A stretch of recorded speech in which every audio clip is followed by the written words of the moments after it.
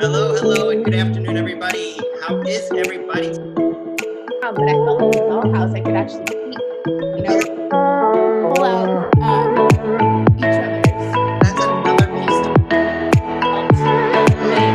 So this is actually, she took a photo of herself. Clear and then brush over some of that darker.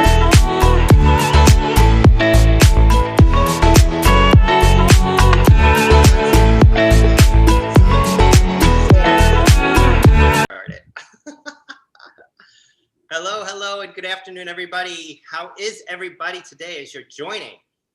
On this, what is this, Sunday? The other day I had the wrong day. It was just awful, but I know it. Today is Sunday. This is our regularly scheduled Meet the Miniaturist. So welcome, everybody. Good to see everybody joining. Use the chat box. Say hello, please. Let us know where you're joining from. And tell us, just say hi. Love to see waves and stuff. So as we wait a few minutes while some others join, we'll give everybody a chance to get into this Zoom. While we're waiting, say hello. Marcella, how are you? Good to see you. Hey, Mary in Columbus. Knoxville is here. Hi, Sharon. Great to see you. Right on time, 4:00 p.m. Eastern time. Hey, Canada. Awesome, awesome. Great to see you. Hi, Lynn. Another Canadian. Hi, Joanne. And Georgia. Hey, Michael. How you doing? Hey, Benny. Yolanda. That's a new name. Hi, Yolanda. Are you new? I haven't seen that name before. Hey, North Carolina. Great to see you. Yeah, just so everybody knows that the chat box will be open throughout this Meet the Miniaturist Zoominar, and please feel free to use it. Let us know what you're thinking. Let us know if you have any questions. We'll try to get to as many of them as possible. I just need to check my little notes here. I just want to do some housekeeping with you guys, just to let you know some of the other things that are going on before we bring up our special guest. So just so you know, a couple of things. I had a Meet the Miniaturist last weekend. We met the Guild, the International Guild of Miniature Artisans. Awesome organization. If you've never heard about them, if you don't know anything about them, or if you do know about them and want to be newly engaged and newly encouraged and inspired, check out the replay from my Meet the Miniaturist with them. I had a whole bunch of leaders from the Guild on, including the director of the very famous Guild School. If you're a miniaturist, deeply involved miniaturist, it is the famous Guild School. Barbara Davis was on, as well as the president of the Guild, a whole bunch of other really high quality people in the miniatures world who are really helping to drive awareness of miniatures as an art form. So check out that, Meet the Miniaturist. We'll put the link in the chat box here.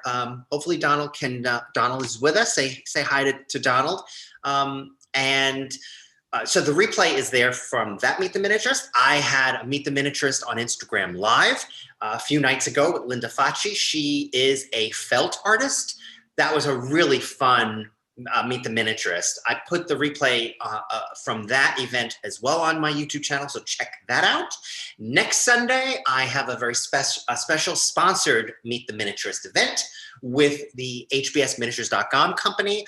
If you don't know miniatures.com, they basically have everything you'll ever need on one site. If you are building a dollhouse or doing a dollhouse or a miniatures project, check miniatures.com out. They're sponsoring next Sunday, June 6th, 4 p.m. Eastern. We're going to just talk about doors. I mean, I'm going to talk about doors. I don't know what it is about doors. They fascinate me. They fascinate other people. So we're going to talk about how we can incorporate doors into our mini world. We're going to talk about trends in doors. We're going to talk about the tiny door movement. Check that out next weekend. I will put the link, Donald will put the link in there as well if you want to sign up now. But you want to check that out, put that on your calendar. I had a very special Patrons Club event on Friday night. These are the folks who contribute to my Meet the Miniaturist series. They're like my benefactors, and you guys are awesome, as some of you are on tonight. I did a special Patrons Club event. So if you want to contribute to my Meet the Miniaturist series, please do so. We'll put the link there. And what you do is you get invited to special events like that. So if you want to support my channel, please do so. And I'm working on a whole bunch of really great sort of exclusive kind of insider-y type things that we'll do as part of the special Patrons Club.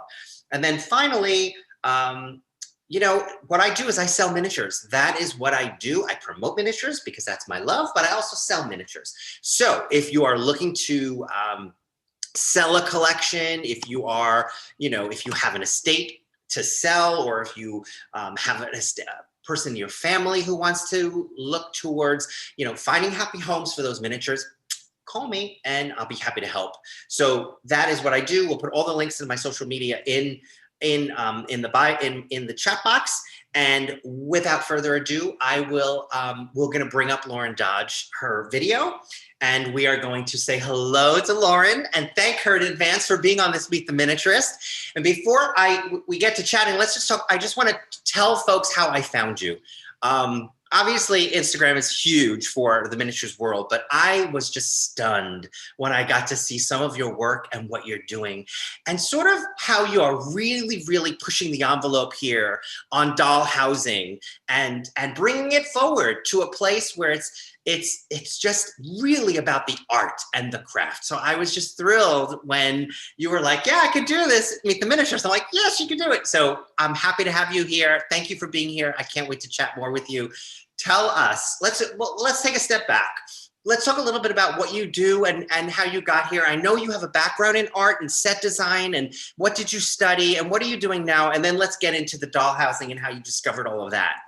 Absolutely. Well, thank you so much for having me here. You are such a joy and a light, and I've been having so much fun watching all of your miniaturist spotlights. I have been doing this for about a year. As like an artist, I consider myself a multimedia artist, so I dabble in lots of different things. I tell people, you know, I really, really love Halloween, and I usually do this really big blowout themed Halloween party. And I couldn't do this year because it was COVID. And I was like, well, what do I do with all this like pent up spooky girl energy? And I was day drinking one day and I was like on the internet and I was like, you know, I really deserve to give myself like a nice Christmas present. What could that be? And I found a dollhouse and I was like, actually, that would be so fun. Because when I do these Halloween parties, I find like, you know, I spend all of these months doing all these really intricate props and making this really like detailed, in-depth story. And then I have like one day that I like put it on and I have to take it down, but I felt like a dollhouse I could actually keep, you know, a little story that I would make. So did you grow up with doll houses? What has been your sort of relationship to miniatures? Did you grow up with a dollhouse? Did you have them in your life? You know, I didn't. So I think my grandmother I was told that she was really into miniatures, but I never saw them. I don't know, there's something just really interesting about them. Like I really like to look at the details of things. And when you find so many details in such a small little spot, and I think what it is that's really interesting, like the really talented miniaturists. So I don't necessarily find myself to be like a miniaturist per se. Like I feel like I'm dabbling. I really like architecture and I'm kind of exploring. But like some of the really talented miniaturists are like within the guild that I've been observing. It's not even in just like the details that they make, but it's in like the technique and the process that they do it. Remind me who it is. We were talking about him the other day. Is it Robertson or Robert? Yes, Bill Robertson. Oh my God. Like the woodwork and the metal smithing that he does at such a small scale. And like looking at the tool set that he uses to make it, like it really is it's not just in like what you make in product, but it's in the process. And I'm just so impressed. And so this world that I found myself stumbling into, you guys, I think a lot of you that are probably watching me are miniaturists yourselves. I gotta say, I am floored by the amount of talent that I have seen in this community, and I feel so I feel so blessed to be a part of it. Yeah. Before we get into this dollhouse, this project that you started working on, and I want to ask you questions about the Southern Gothic and the aesthetic and how you weave in these narratives of some of your favorite your authors. I want to go back before I forget. I want to talk about this because you mentioned this. I don't consider myself a quote unquote miniaturist because we talk about this because yes, for sure, Bill Robertson makes unbelievable full-on miniatures. They're detailed, they're exact. But, you know, and this has been my struggle, my personal struggle, Yeah. which is to get miniatures recognized, to get what you do as well recognized in the miniatures world. And the fact that it is more artistic and have Yeah. that have its credibility and its validity, have it Yeah. be valid too. It's just as important. You are a miniaturist. You are a miniaturist. You're so right. You know, because I talk to people every day. I get so many messages that are like, you know, I don't find myself to be an artist. You know, I'm not an artist, but I'd really like to join in. I'm like, and I tell them like, yes, you are. What are you talking about? But I feel like there are so many like really talented artists that I know, myself included. So I still struggle with this. Where I look at it, I'm like, oh, I don't know. I'm not like an artist. Like I like to do art, but I'm not like you know what I mean? But you're absolutely right. So thank you for checking me in that. You're absolutely No, right. absolutely. All right. Yeah. So this Southern Gothic dollhouse, the whole concept, where did that come about? How did it start? You talked a little bit about your love of Halloween and building that Yeah. in, but how did that translate to this dollhouse? Yeah, absolutely. So I could tell you a really impressive answer. I could tell you the real answer. Lay it all on me, girl. I'll The tell you the realness. real answer. Okay, so there's a little bit about process and a little bit about interest. So when I think about what I want to design, when you like look at that blank sheet of paper and it's like really overwhelming, you're like, I don't even know where to begin.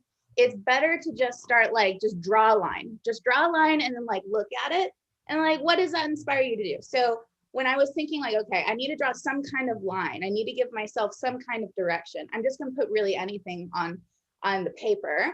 And then I thought through all of like my Halloween things that I've done in the past, and I've done a lot. And I realized I never really, and I was thinking through all the like haunted houses that I had been through. And I remember I was just like, you know, I've never actually really dug into Southern Gothic. I've really never looked into like voodoo or hoodoo. Like I actually don't know much about it. Like I've never really looked into, you know, just that or just that general Gothic Yeah. feel. Yeah. And so that was the line that I threw on the paper. And then I just I was like, the more that I thought through it, and I was like, okay, well, what kind of elements could I start putting in there?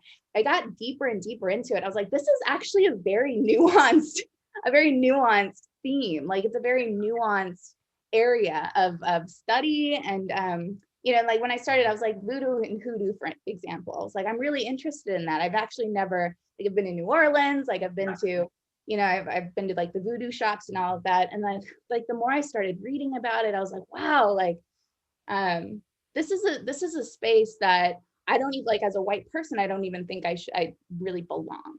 And then I talked to more people and like it became again more nuanced and more granular, I guess, like in detail. And it's been such a beautiful area of study to be focusing on. Yeah. And I also find like I'm connecting with so many people who are like they're all very interested in this space as well. And I have a lot of like PhD candidates and like professors, like people who are talking to me who actually have credentials. Wait. You're going too fast. So let's blow that out. So Yeah. you started out with this project and this theme and the content. You discovered that it's way more nuanced than you expected, Yeah. which is awesome because that just blows out your work even further. But Yeah. an important part of what you do and how you do it is that you do incorporate not there's two things I want to hit upon is narratives from some of your authors that you really enjoy, but you Yeah. also bring in comments, feedback, and just comments, feedback, and maybe even some direction at some from Oh, people who are absolutely. following you, which I think Yeah. is extraordinary. And it's also a Yeah. collaborative process, right? Absolutely. Yeah, absolutely.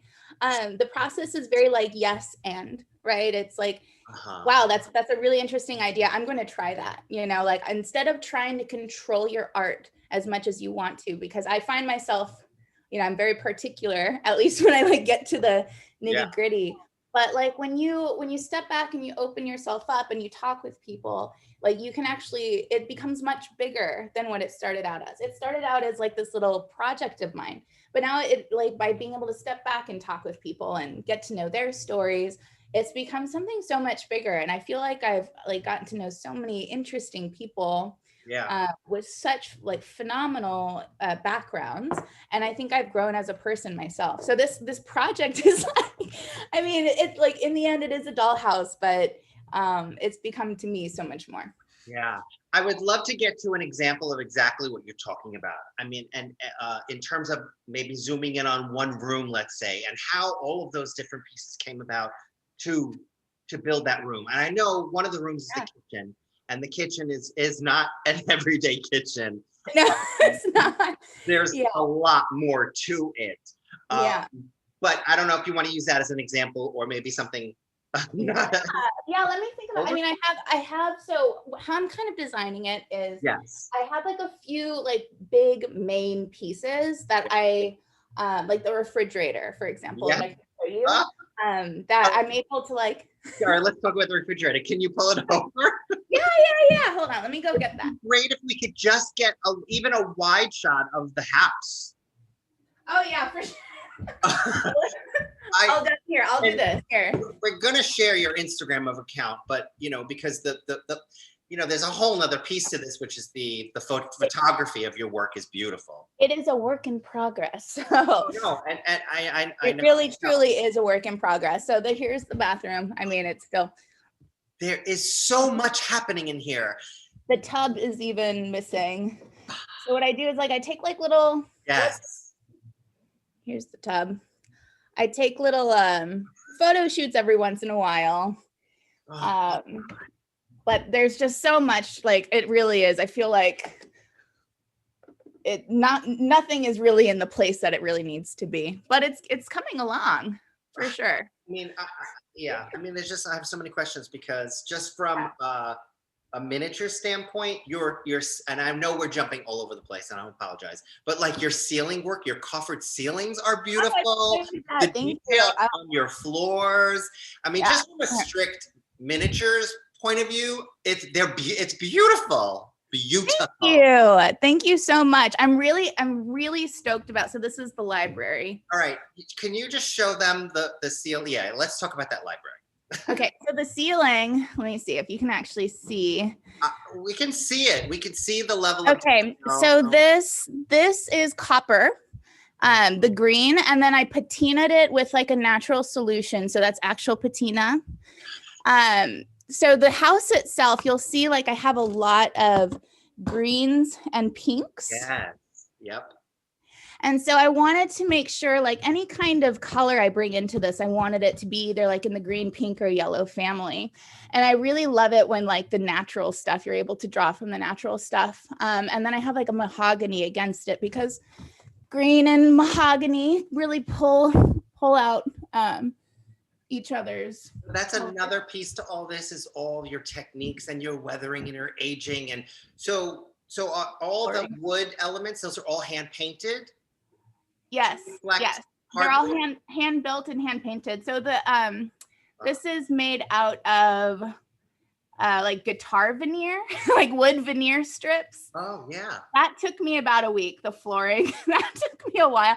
The only coloring that is not natural is the darkest one, but the rest of the wood is natural wood. It's just awesome. And then this is I don't know if you can kind of see here from this perspective. It's a two-way mirror. Can you see it? And so the idea is when I have, I'll pop in a phone back here, so you'll actually be able to see a ghost. Oh my God, that's gonna be cool. Lots of little details, yeah.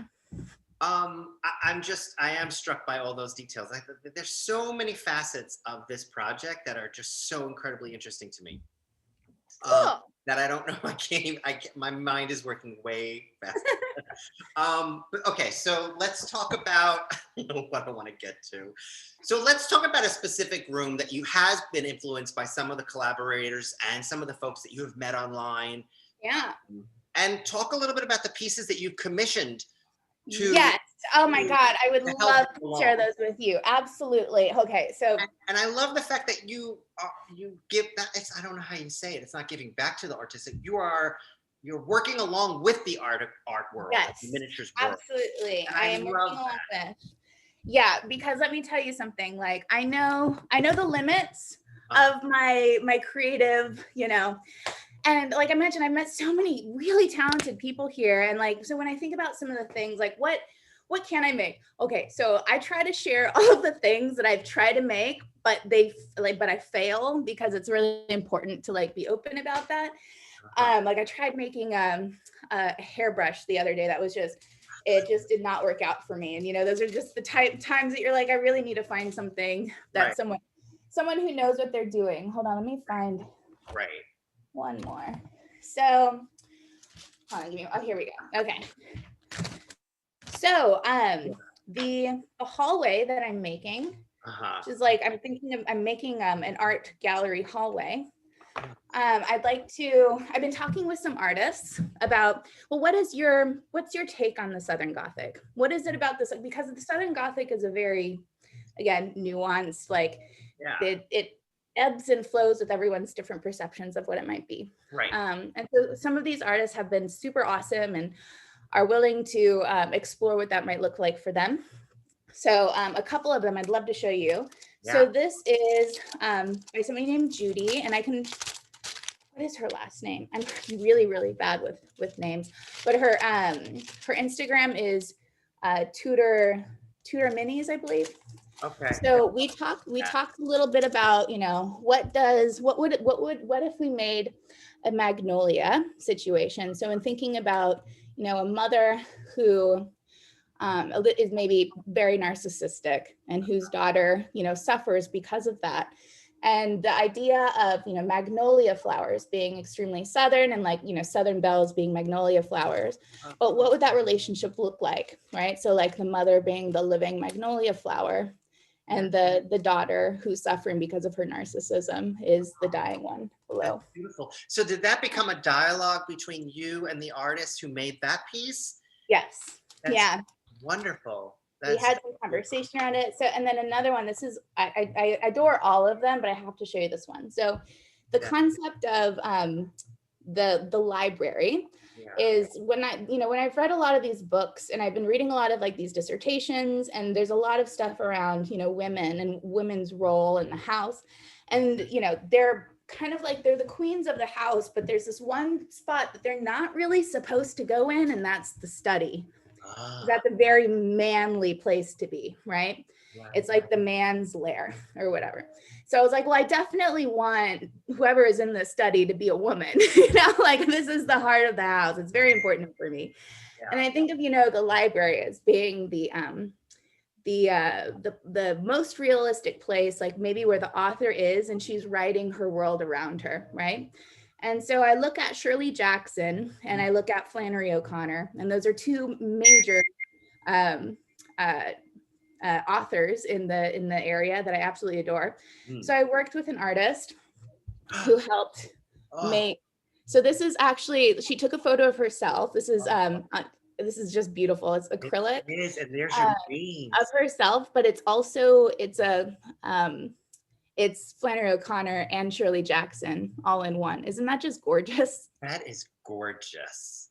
That's beautiful. Right. And we didn't really touch upon this, but you are a self-described feminist, and you do like to sort of touch upon quote unquote controversial issues, or issues of the day, and weave those into your narrative and the pieces you're doing, which falls right into what you were talking about with the library and how women, that was not a woman's room, but you're making it a woman's room.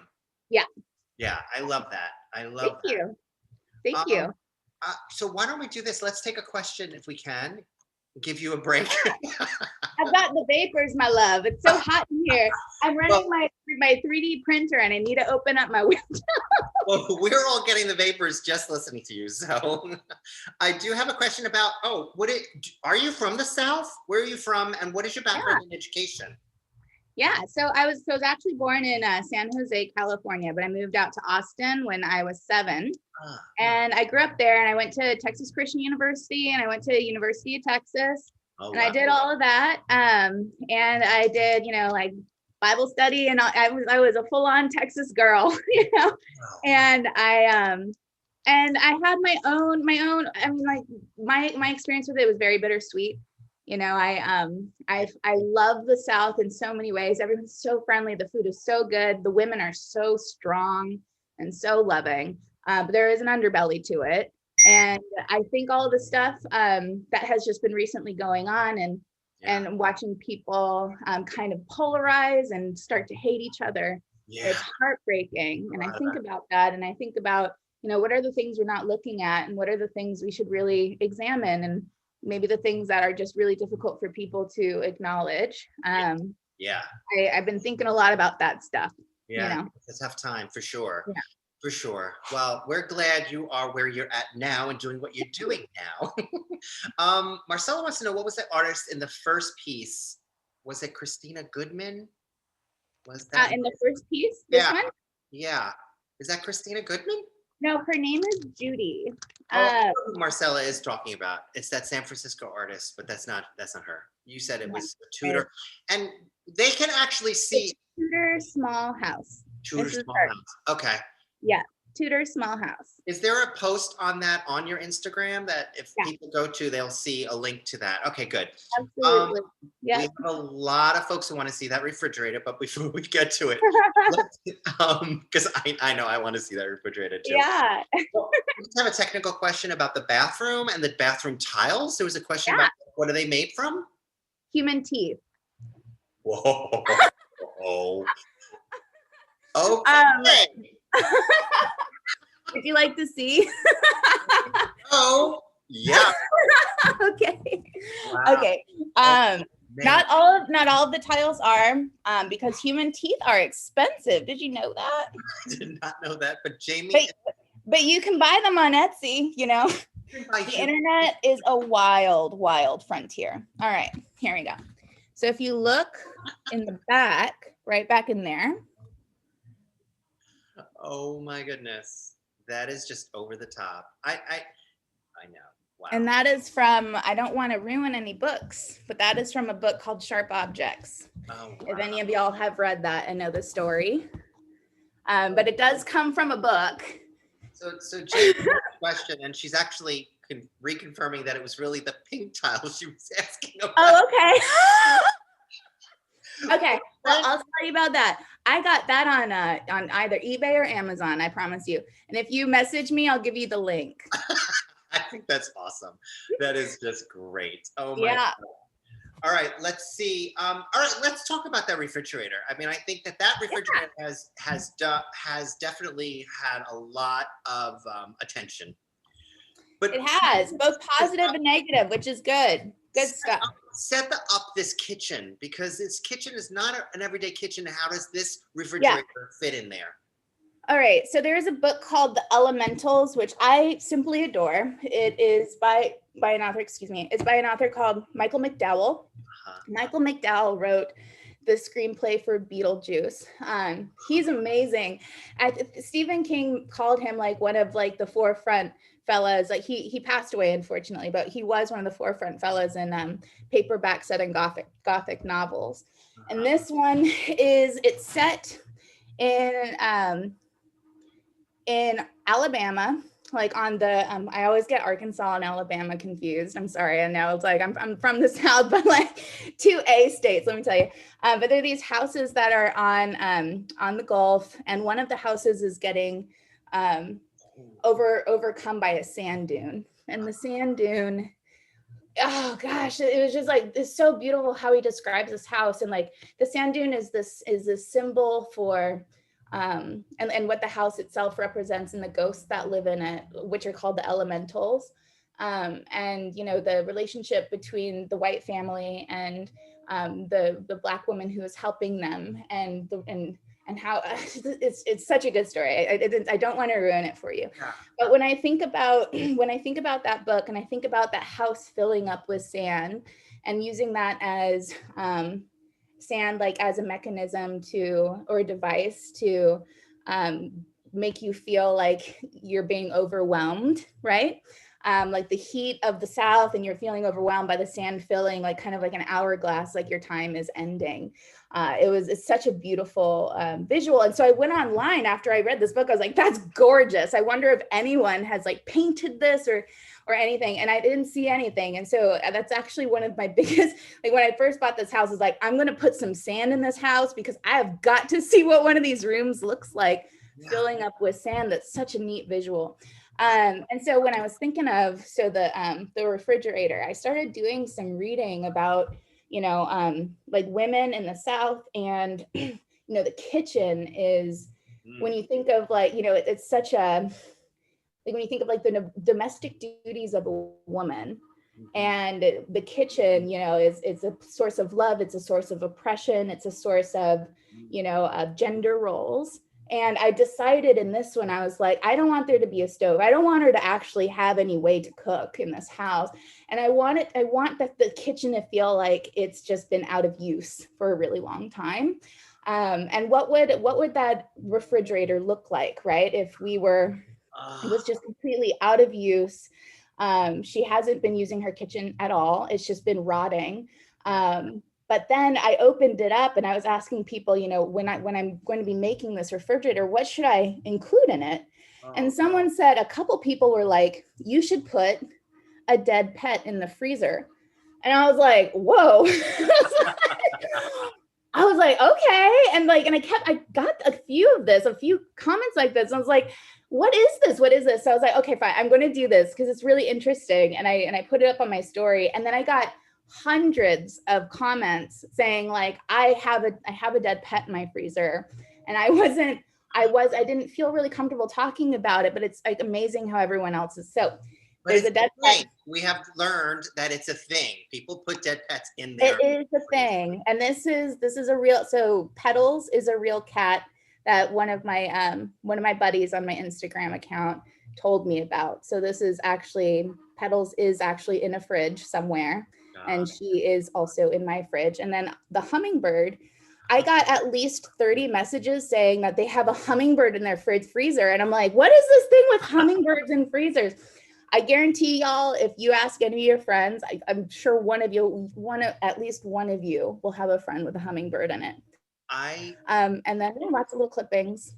I love the concept. I love the design. I love the rusting. I love the layers of, I don't know, is it layers of paint that are just chipped away? Yeah. It's just wonderful. And then I'll bring this little guy out. Things move in there? What's that? A little bedpan.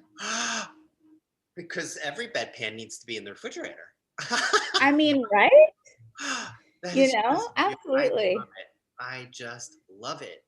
But I find with this stuff, so actually a lot of the things that I have in here, I got on an eBay lot sale, right? And I just when you add a little bit of like weathering paint to it, or like I covered some with, as you can see, some tin foil. Yes. Just pop a little tin foil on top of that. This, for example, this looked very like new and weird, but you just put some weathering paint on it. I think some of these food bits, like people just didn't want I wish you could see better. Someone was selling their miniature food. And so I just, again, the same kind of weathering stuff on it, and it's rotting food. So yeah. I think my favorite part is the block of frozen, the freezer with the frozen ice, like the block of ice all the way around, right? Yeah. That's my favorite part. I love it. Oh, right on. It's just fantastic. Laura is saying it's Grey Gardens meets Barbie. What? I'm sorry? It's Laura is saying it's Grey Garden meets Barbie. Yeah. Yeah. Oh man, I just think I love that story. Yes, I love that. Thank you. That's a huge compliment. So, all right. So obviously this is a work in progress. You've been working on this for a year now. Yeah. What do you think? I mean, how much longer do you think it's going to take? And Aaron, I started this thinking it was going to be 2 months. I was like, I was going to just do this dollhouse. I'm just going to be like a couple months. It's going to be fine. And it's like, it takes it's really in depth. Like, I had no idea, because you have to learn how to be an electrician. You have to learn how to like do woodworking. You have to learn a little, like brush up on your painting. So there are so many skills that you have to learn. And I'm not one, I can't, like, if it's not perfect, I just don't want to put it in there, No, so and it shows. It totally shows. Oh, thanks, honey. So, I mean, I guess the question is, like, I mean, I see a book in this for sure. I would love to make a little book in this about this. I really do. Like when I think about, I mentioned this before on my Instagram account, but I don't want to feel like I don't want to feel narcissistic in this or like more or self-important, because it's like, I'm making a book, but I would really love to like put all this together, highlight a lot of the artists that I'm bringing into the house, get their stories, and then there, a lot of the communities that I'm discussing that are being affected by a lot of these issues. Yeah. I'd really like to literally just give 100% of the proceeds from that book to those communities. I don't want to make any money with this house. That is not my because I'm a designer, I make my money elsewhere. This is like a safe space, no money kind of art situation for me. It's my my volunteer time, and as a creator, as a creative, sometimes I feel money just kind of ruins things, It does. And also the timing piece, being forced to on a time limit. Yeah. That just ruins everything, because you're probably, this is part of your own personal artistic journey too. You're learning, you're growing from all this, and things are leading to other things. So if you can't really enjoy that if somebody's saying, well, when is this going to be done? Because it might never be done. You might be doing this forever. Indeed. I know. Well, I hope not forever, but maybe for the next year or two, probably, definitely a couple years. Already someone said they would like to pre-order a copy of the book, so that's good news. Oh, you guys, you're so sweet. Joanne wants to know if it's a 1-inch scale. Joanne is saying the fridge looks a bit big for 1 inch. That was my question too, but it is a 1/12 scale. It looks large. It's 5 inches, which translates to about 5 feet, which is what a typical smeg would be. Yeah, for sure. Yep.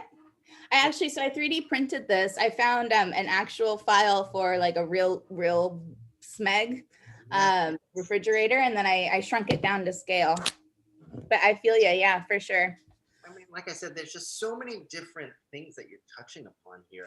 Scale is really hard, y'all. It is not easy. It is not easy, especially when you buy miniatures online and you are hoping that,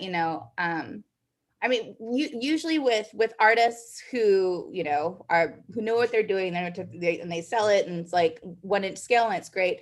But I have bought a lot of miniatures that don't fit like the scale per se, and it's such a bummer. And you're like, oh man, this penny is the size of a compact disc. Right. Well, but the internet is great for miniatures. It's done great things for the miniatures world, but there is nothing like actually seeing something before you actually either purchase it or acquire it, or just like real life, that sofa might be 5 inches too long for that space, and so 5 inches equates to 5 centimeters or millimeters. It's gonna throw everything off. So very true. So with the fact that there are so many different elements to your project and your miniatures world, what is it if you had to land on something that you love out of all of those things? Making, designing, creating, authoring, what are you loving out of this? Oh my god, I love it all. I love it so much. But my favorite elements, I really love making ceilings and floors. Really? I really do. Right now I'm making the kitchen ceiling. So you can maybe a little bit closer, and then kind of further away. So the idea of making it feel like it's very gross. I still have a lot of weathering to do. But I really enjoy making surfaces and built-ins, and and I have some things that I'm going to be filling, and coloring in the lines and stuff. But I really do love the architecture of it, and I just love architecture in general, especially Victorian architecture. It's just so ornate and cool, and I know everything these days is so Scandinavian and simple, and my real life is actually probably more like that, but I yearn for these very Baroque, overly detailed things that we just don't see anymore. We don't have, woodworkers who are as, as plentiful as we used to in the Victorian era. It's interesting that you're saying that, because, every trend comes and goes. And, right now in the miniatures world, the trend is exactly what you're saying: the modern, the Scandinavian, the clean lines. And, for years we've been saying, when are we going to get out of this Victorian era of miniatures and dollhouses and grandmas? I want to stay in it. I want to stay in it. So it's I love it. I love it. Oh, it's so good. And it's so spooky. And like when you think of like creepy old dollhouses, you know, you're not, I mean, don't get me wrong. A lot of these modern dollhouses, I'm like, wow, that's 3 snaps to you ladies and fellas. Like you're doing great. But they're not spooky. And I love spooky stuff. Well, and I think that's what's so great about what you're doing is you're putting your own twist on it. So yes, we've seen Victorian dollhouses for years, but you're putting this whole twist to it and you're adding all these incredible elements and the storytelling piece to it, which I think is probably for me the most compelling part, and the part that is really pushing the whole dollhousing world into this whole other place. Yes, we can play with dollhouses, full stop. But dollhousing can be so much more. And I think that you're showing people that and lending it a little bit more of the credibility to the art form that it deserves to be. So thank you for what you're doing. And I'm excited to have found you and to have shared your work. So if we have any other questions before we sort of allow Lauren to get back to work on her weekend. We do have a question from Kathleen about what do you use for aging? It's a good question. For aging, yes. Let me show you. Whoa, I just broke the refrigerator. No, it's fine. No, it's fine. It's just I knocked this off of it. It's fine. Okay, so I love Vallejo.